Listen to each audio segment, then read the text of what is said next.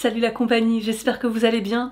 Aujourd'hui je vous propose un retour de course parce qu'on vient de recevoir notre grosse commande, la fourche du mois. Ça n'est pas une vidéo sponsorisée, hein, c'est simplement pour vous partager ce qu'on a commandé parce que j'ai pris pas mal de choses. Et ça me permet aussi dans cette vidéo d'aborder la question de comment est-ce qu'on sait si notre budget alimentation est trop élevé, pas assez élevé, comment est-ce qu'on se fixe un prix par repas.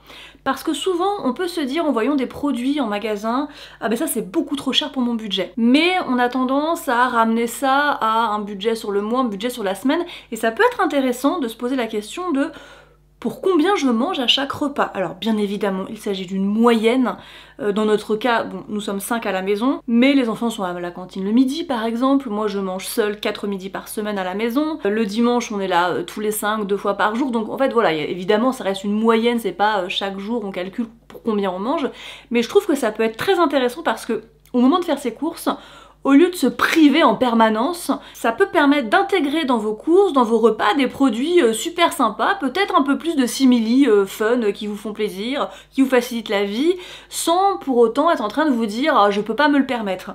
Parce qu'en fait, tant qu'on a une idée très floue de son budget, eh ben, on peut pas se permettre grand chose, ou à l'inverse, on se permet beaucoup de choses qui rentrent pas dedans et qui font qu'on est dans le rouge. Je vais profiter de ce petit retour de course pour aborder ce sujet-là avec vous.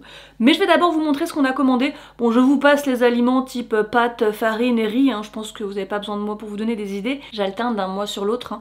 Un mois, je vais faire un gros stock de légumineuses, parce que ça se conserve, voilà. Un autre mois, je vais refaire plutôt les protéines de soja, du seitan, du tofu soyeux, sachant que toute la partie fraîche, moi je la prends en magasin bio. Tous mes tofu frais, mes tofu soyeux, mes tofu fermes, les saucisses de soja, tout ça, je prends au magasin bio près de chez moi. Je vais commencer par le seitan, qui est un produit que je fais beaucoup maison, mais que j'achète aussi systématiquement. Je prends celui-ci, donc le seitan de la marque Selna, qui est très très bon. Il est conservé dans un jus, donc en fait, il suffit simplement d'ouvrir la conserve, de virer le jus, de presser le seitan entre vos mains pour enlever le jus qu'il y a à l'intérieur, et ensuite vous l'émincez. Et puis vous le faites revenir à la poêle avec de la crème et vous servez avec des légumes, des pâtes, du riz, des patates, enfin voilà. C'est vraiment un produit prêt à l'emploi que je commande systématiquement, même si j'adore faire mon seitan maison, que j'en fais tous les mois aussi, parce qu'il a du coup une texture qui est différente, qui est très particulière, et économiquement c'est quand même très intéressant.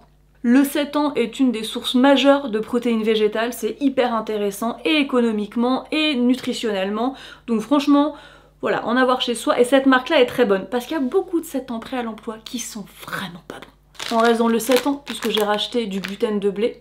Alors le gluten de blé, moi je le prends donc en bio, là à la fourche, vous l'avez en magasin bio également, vous en trouvez aussi en non bio, parfois en sachet d'1 kg, donc c'est le même produit sauf qu'il n'est pas bio. Donc je m'en sers celui-ci évidemment pour faire mon seitan, mais aussi j'en mets dans plein de préparations pour ajouter des protéines dedans très facilement.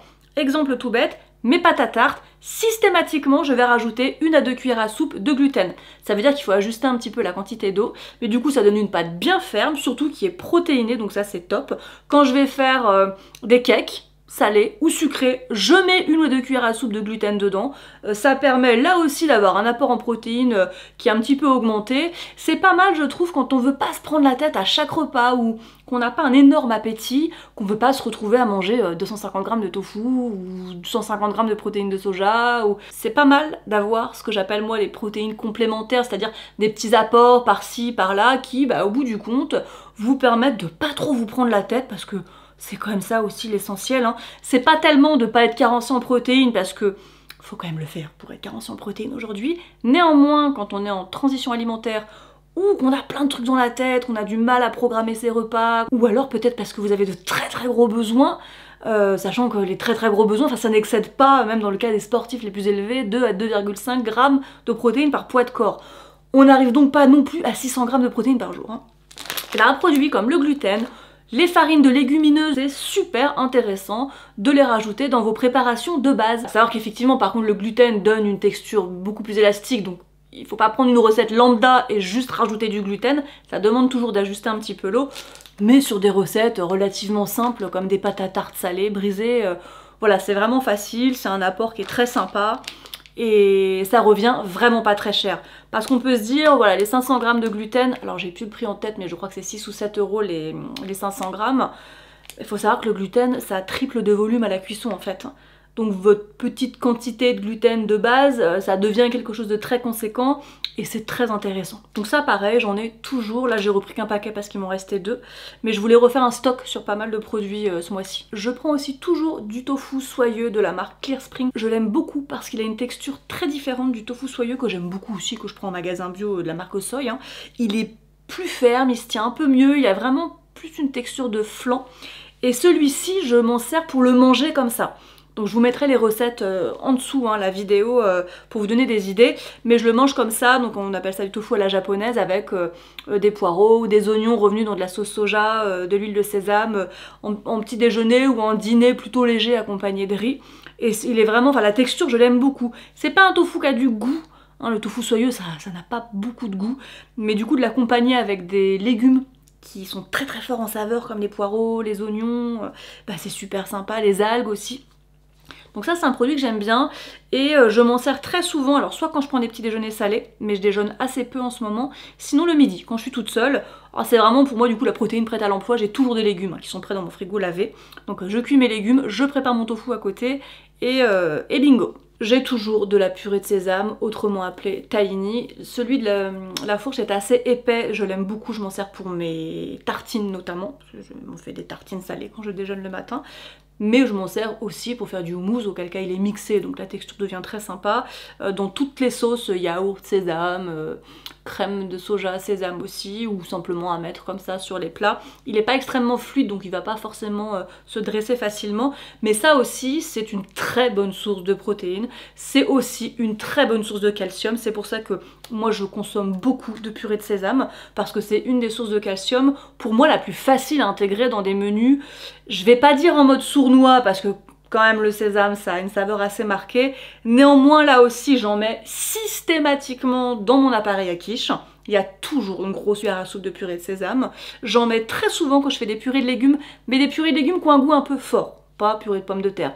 Typiquement potimarron, ou quand je vais faire panais, quitte à faire une purée de panais, voilà on peut y aller, hein. De toute façon le panais de base c'est fort et c'est la saison. Ça je vais en mettre beaucoup, et puis bon bah évidemment les sauces salades aussi, très classiques. Hop, ça se conserve très bien au frigo pour la semaine, ça permet d'avoir une sauce salade qui est très onctueuse, très parfumée, et d'avoir un apport donc en calcium, en protéines, mais aussi en fer. C'est vrai qu'on parle souvent des purées d'oléagineux en disant ah bah c'est gras, enfin c'est pas que gras quoi, c'est aussi très riche en protéines, et il y a plein d'oligo-éléments qui sont très intéressants dedans. Et celle-ci, eh ben, c'est bien moins cher que la purée d'amande. Certes c'est moins neutre, c'est moins passe-partout, mais c'est moins cher aussi. Et enfin, ce que je prends tous les mois, c'est ce granola qui est très peu sucré, soja et chocolat, qui est donc riche en protéines parce qu'il y a beaucoup de soja dedans. Et on est sur 18 grammes de protéines pour 45 grammes. Alors effectivement, c'est un granola, quand on voit le prix, on se dit ouf, c'est quand même pas donné. Sauf que 45 grammes, franchement, c'est rien du tout. Bah d'ailleurs, là-dedans, on a 10 portions en fait. Donc ça revient, j'avais calculé une fois, enfin genre à 40 centimes la portion de 45 grammes. Moi je le mange avec de la compote parce qu'il est pas du tout sucré, ce qui me va très bien. Hein. Il est pas du tout sucré, la compo elle est super clean.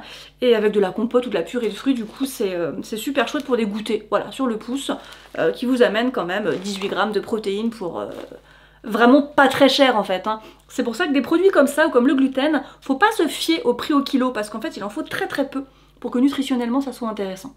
Je refais chaque mois le stock de farine, hein, donc là il y a 7,5 kg. Je consomme beaucoup de farine, enfin j'en utilise énormément déjà où je fais mon pain, plus bah, les goûters, les pâtes à tarte, tout ça. C'est vrai qu'à cette période là je fais beaucoup de quiches, pas mal de tourtes aussi, donc voilà la farine. Donc je prends de la T65, c'est vraiment de la farine tout usage, qui est semi-complète mais plutôt légère. Donc ça fonctionne aussi bien pour les brioches que les gâteaux, elle est très bien. J'ai pris aussi 2 packs de 8 litres de lait de soja.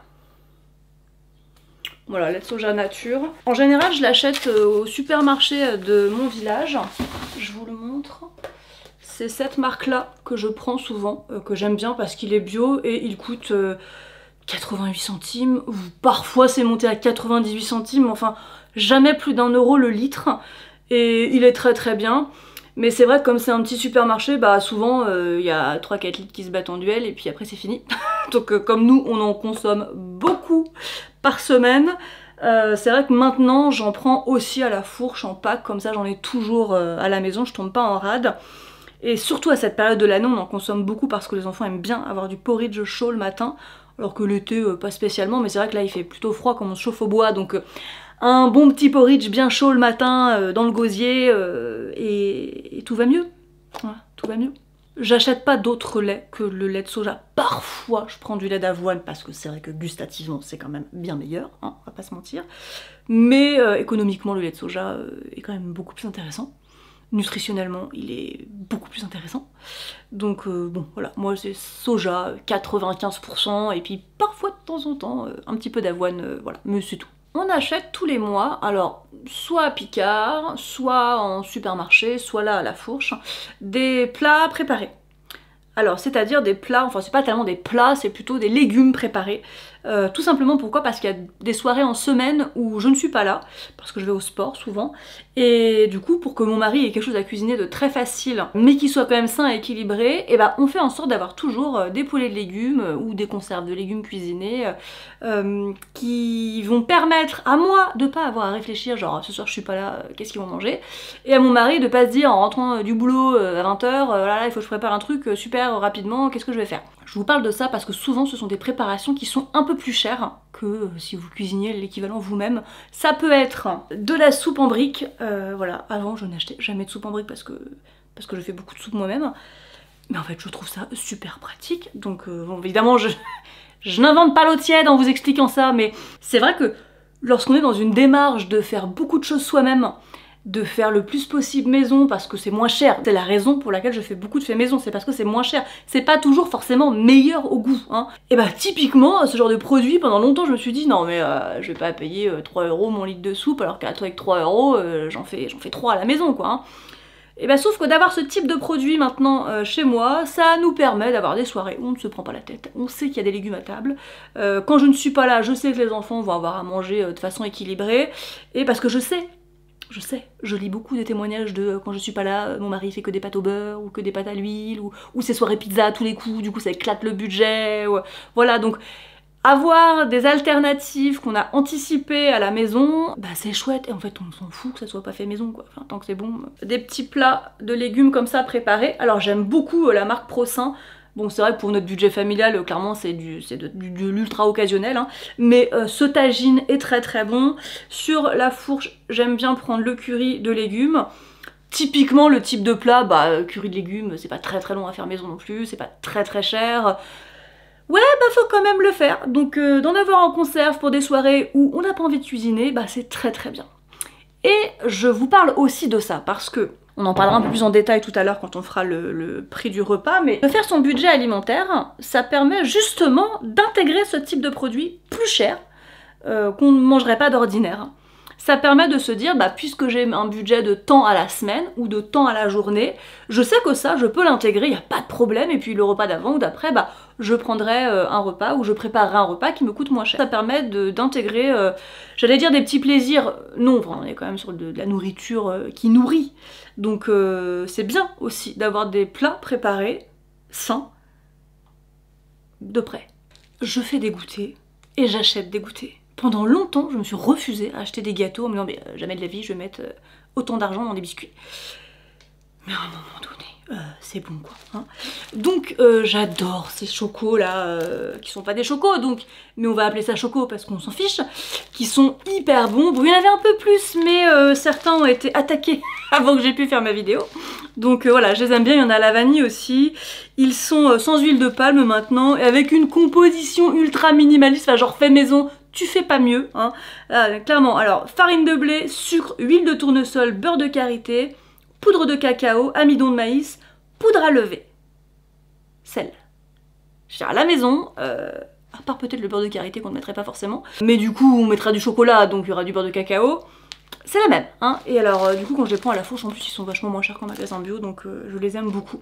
Mais j'achète aussi en grande surface mes figolus, des spéculoos, les Oreos que les enfants adorent, moi je ne comprends pas qu'on puisse manger ce truc là. Mais bon voilà, de temps en temps j'achète des Oreos. Et puis si un Super U aussi font des biscuits petit déjeuner qui sont véganes, alors pour trouver des biscuits petit déjeuner végétaliens en grande surface, bah faut s'accrocher, hein. La marque Super U, top, vraiment, et ils sont pas très chers, ils sont très bons. Donc voilà, en gros les 4-5 sortes de biscuits que j'achète tous les mois, c'est ça. Et ils sont tous très bons, voilà. Je vais pas vous dire que les spéculoos c'est très sain, mais des spéculoos avec un petit ramequin de compote. Bon, je vous passe la crème de soja, les pâtes, la farine, non la farine j'ai montré, qu'est-ce que j'ai pris d'autre qui est pas très intéressant. Bon voilà quoi, le café, lait de coco, enfin tous ces condiments là que je reprends tous les mois, qui sont des aides culinaires indispensables dans mon stock alimentaire. Par contre j'avais envie de vous montrer la vitamine D, parce que c'est la saison, hein, tout simplement. Donc là je viens d'en reprendre, j'aime bien la marque Argalis, en fait c'est celle qu'on utilise chaque année, hein. Là il en reste un petit peu de l'année dernière qu'on est en train d'utiliser. Donc la vitamine D3, hein, à prendre tout le monde, hein, rien à voir avec l'alimentation pour le coup. Et j'aime bien ce format parce qu'elle est déjà dans de l'huile en fait. La vitamine D c'est une vitamine qui est liposoluble et qui a donc besoin d'être consommée avec de l'huile pour être bien assimilée par l'organisme. Donc là ça tombe bien parce que c'est dans de l'huile directe. Le petit pchit, tout le monde y passe hein, tous les matins. Le goût est pas fabuleux, ça reste de l'huile, on va pas se mentir, mais c'est très pratique. Puis bon, vous le prenez en mangeant et puis voilà, ça reste pas non plus en bouche très longtemps. Là c'est de l'huile de tournesol bio et c'est donc une vitamine qui est d'origine végétale. Oui, c'est pour ça que je voulais vous en parler à la base, parce que de très nombreuses vitamines D sont issues de la lanoline qui est donc extraite de la laine des moutons. Là on a de la vitamine D extraite d'une plante, c'est aussi bien hein, je trouve. Elle est pas très chère et le flacon franchement nous fait la saison, hein. Je vous dis, on prend ça d'octobre à... Bon, ça dépend du temps, mais peut-être fin mars à peu près chaque année. Donc on a toujours un flacon, et là j'en ai repris un en plus. Si vous donnez de la Veg1 à votre enfant, complément multivitaminé, qui contient de la vitamine B12, il y a aussi de la vitamine D dedans. C'est pas nécessaire d'en donner en plus. Moi, aucun de mes 3 enfants ne prend plus de la Veg1 parce qu'ils ne supportent plus. Ce que je comprends, moi-même je ne l'aime pas du tout. On prend toute la même maintenant, donc la Natrol. Je vous montre. On prend toute celle-ci à la maison. C'est donc un cachet tous les 15 jours. Donc nous on la prend le 1er et le 15 de chaque mois. C'est sur le calendrier. C'est des petits cachets, je vous montre comme ça. C'est un petit cachet comme ça, qui a un petit goût de fruits rouges, qui s'écrase vraiment dans la bouche. Pas le goût de la Veg1 ou vraiment... Enfin bon, je veux pas critiquer parce que c'est quand même très pratique la Veg1, c'est multivitaminé, il y a plein de choses dedans, donc voilà. Bon, nous, on n'aimait plus, les enfants vraiment la prenaient à contre-cœur, c'était très compliqué de leur en donner chaque jour. Donc il y a quelques mois, tout le monde est passé à la Natrol. Voilà, l'hiver, c'est un comme ça tous les 15 jours et un petit pchit de vitamine D pour tout le monde, tous les jours. Et c'est tout. On va faire un mini cours de budget là, donc vraiment mini parce que c'est pas l'objet de cette vidéo et que ça, voilà, ça mériterait d'avoir une vidéo dédiée, mais je trouve que c'est intéressant parce que je vous ai montré certains produits qui peut-être peuvent vous sembler très chers ou en tout cas ne font pas partie de votre budget alimentaire. Donc voilà, on va poser les choses. Comment savoir ce qu'on doit dépenser en alimentation? Pour définir un budget alimentaire, il faut d'abord avoir défini votre budget global. Vous pouvez pas vous dire au pif... je sais pas pourquoi je fais ça, je sais pas claquer des doigts. Vous pouvez pas vous dire au pif, moi je consomme pour 500 ou 600, des fois on a 800 euros, des fois on a 1200 euros. Ça veut typiquement dire que vous ne suivez absolument pas votre budget et surtout que vous ne le prévoyez pas. Si vous êtes pété de thunes, c'est pas très grave, enfin en tout cas c'est moins grave que si vous êtes dans le rouge tous les mois. C'est dommage parce que du coup peut-être que ça vous enlève une part d'épargne, ou une part de budget loisir, ou de budget investissement, voilà. Mais bon, c'est moins grave, ça a moins d'impact. En revanche, si vous avez un budget qui est serré, nous on n'a pas un budget qui est colossal, mais c'est surtout que moi, je tiens à épargner beaucoup d'argent. J'épargne beaucoup tous les mois, pour ma retraite, hein, tout simplement, parce que moi ça fait plus de 15 ans, on est en combien, 2025? Oui, ça fait 15 ans que je suis à mon compte, donc ça fait 15 ans que je ne cotise quasiment pas pour la retraite. Enfin, je cotise mes trimestres, mais enfin en termes de montant, voilà, c'est peanuts. Donc c'est vrai que notre budget, on l'a fait assez différemment avec mon mari, parce que moi j'ai toutes nos charges fixes, le loyer, l'école, les assurances, les abonnements, voilà, comme tout le monde. Mais j'ai aussi dans mes charges fixes mon épargne. Ça pour moi c'est quelque chose qui est incompressible. Tous les mois, dès que je reçois mon salaire, je vire toutes mes épargnes vers mes livrets, vers mon assurance vie, vers mon plan épargne retraite. Ensuite, il me reste une certaine somme qui va correspondre aux charges variables. Les charges variables, typiquement, ça peut être l'essence, ça peut être les loisirs, les restos, mais c'est pas parce que ça s'appelle variable qu'on ne sait pas combien ça va être. Je sais chaque mois que j'attribue tel montant à tel poste de dépense. Si j'atteins pas ce montant, tant mieux, ça veut dire qu'il me reste plus de sous à la fin du mois, mais dans tous les cas, je ne le dépasse pas. Et le budget alimentation, eh ben, il peut se situer soit en charge fixe, parce que vous savez ou vous avez décidé que chaque mois vous n'alliez pas dépasser ce budget-là, soit en charge variable, parce que vous êtes un petit peu plus souple et vous n'êtes pas à 10, 20, 30, 100 euros près en fonction de votre budget. Donc au final, peu importe, tant que ça vous met pas dans le rouge. Nous, il est plutôt placé dans les charges fixes, parce qu'on s'est fixé un budget précis par mois. Depuis la rentrée, là, cet été, on l'a descendu un petit peu, parce que j'avais repris des études et bon, je savais pas trop comment me projeter financièrement, donc je me suis dit, bon, en attendant, je préfère prévoir le coup. Et l'alimentation, c'était le seul budget où on avait de la marge. Parce qu'on mangeait bien, on se faisait bien plaisir, voilà. Donc on l'a descendu à 600 euros par mois. Je mets tout un contexte, parce qu'un budget tout seul, sorti de nulle part, ne veut rien dire. Peut-être que pour vous, 600 euros pour 5, c'est énorme. Peut-être que vous avez le double de ça par mois. Ça n'a aucune importance au final. Ne faut surtout pas se comparer d'un budget à un autre. On a tous et toutes une façon très différente de gérer. Et en ce qui concerne l'alimentation, de manger, de cuisiner, et en fonction de là où on habite, bah, les prix sont pas les mêmes. Donc voilà, nous on s'est fixé 600 euros par mois. J'en viens à mon calcul. Donc on fait nos courses une fois par semaine en frais et une fois par mois sur le site de La Fourche. On a une enveloppe qu'on attribue à La Fourche qui peut varier en fonction de mon stock, hein, qui va être entre 150 et 250 euros par mois. Mais c'est une commande qu'on fait en début de mois. Donc en début de mois, on fait notre commande en fonction de ce qu'on a besoin de racheter. Donc voilà, ça peut varier de 100 euros. Ça va dépendre voilà, des stocks qui sont passés. Par exemple, pendant les périodes de vacances scolaires, on va avoir plus de courses parce que bah, les enfants sont là tous les midis. En période de scolarité, un petit peu moins. Parfois, je vais refaire tous mes stocks de produits ménagers. Bicarbonate de soude, percarbonate, acide citrique, savon noir, etc., etc. Donc c'est des sommes un peu plus conséquentes qui vont sortir d'un coup, mais que je ne rachète pas ni tous les mois, ni tous les 3 mois non plus. On fait nos courses sur La Fourche, et ensuite il nous reste donc soit 450 euros, soit 350 euros pour le mois. Et cette somme-là qui nous reste, on la divise par 4. On la divise par semaine. Chaque semaine, on a un panier de légumes. Qu'on commande, voilà, donc là c'est pareil, on se fixe un budget, sachant que nous on consomme énormément de légumes, donc on en a à peu près pour 50 euros par semaine de légumes. C'est un peu moins cher en hiver parce que les légumes d'hiver ils sont moins chers que les légumes d'été, hein. J'ai un potager, mais enfin on n'est absolument pas en autosuffisance, c'est plutôt un potager d'agrément que j'aime, où je plante l'été des choses qui coûtent très cher, mais l'hiver j'ai pas grand chose. Enfin là j'ai des épinards, des blettes, j'ai mis du fenouil quand même, de la roquette, enfin voilà, on n'est pas sur des trucs ultra nourrissants non plus l'hiver, hein. C'est plus voilà, avoir un peu de verdure, si j'ai du choucal aussi. Ouais, sur des trucs pas très nourrissants. Mais voilà, c'est plus un potager d'agrément, là où l'été j'ai beaucoup plus de choses par contre. Donc on a ce budget là qui est fixé. Et ensuite, le reste donc est divisé par semaine. Je prends ma calculette parce que je suis vraiment une quiche en calcul mental. Admettons, dans les meilleurs mois, on a 450 euros par mois. Ça nous fait donc 112 euros par semaine. Ok, jusque là tout le monde suit. Donc 112 euros qui vont concerner le frais et les légumes. Puisque le reste, tout le sec, on le prend sur La Fourche. Donc si on divise 112,50 € par semaine, si on va diviser par 7 jours, ça nous fait un budget de 16 euros par jour. Pour nous 5. Et c'est là où c'est intéressant de faire ce calcul en fait.